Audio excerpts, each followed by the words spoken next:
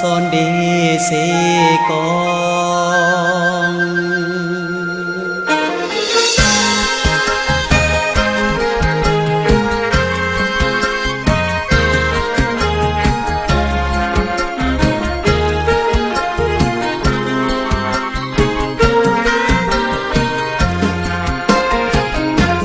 แสนซึ้งใจเมื่อได้มาเห็นเป็นบุญตาที่มาเห็นเสกองงามพี่น้องเสื้อเผ่าพงพันคู่ขยันอาจหารสร้างสายยังจำได้แบบอย่างพีละกรรม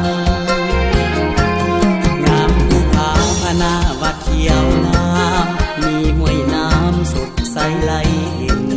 กวางผ่านเต้นตามท้องหญ้าเขียวอ่อนหน้าอ่อนซ้อนแดนเสกองบ้านเฮาหน้าอ่อนซ้อนแดนเสกองบ้านเฮางามดินเสกองแดนแห่งห้องอุดมวิไลงามห้วยน้ำวังใสมวนดอกไม้ได้ไข่กีบเย็นบานชีวิตใหม่นำสำลานก้าวไปตามกันวันเวลาพระสุธาอาบแสงสีทองแดนเสกองหุ่งงามสดใสแดนเสกองหุ่งงามสดใส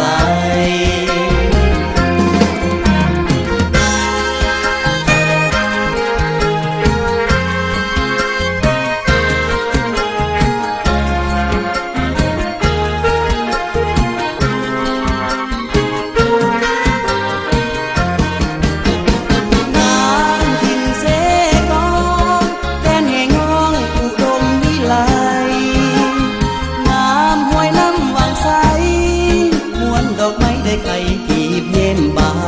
นชีวิตใหม่นำสำลานก้าวไปตามกันวันเวลา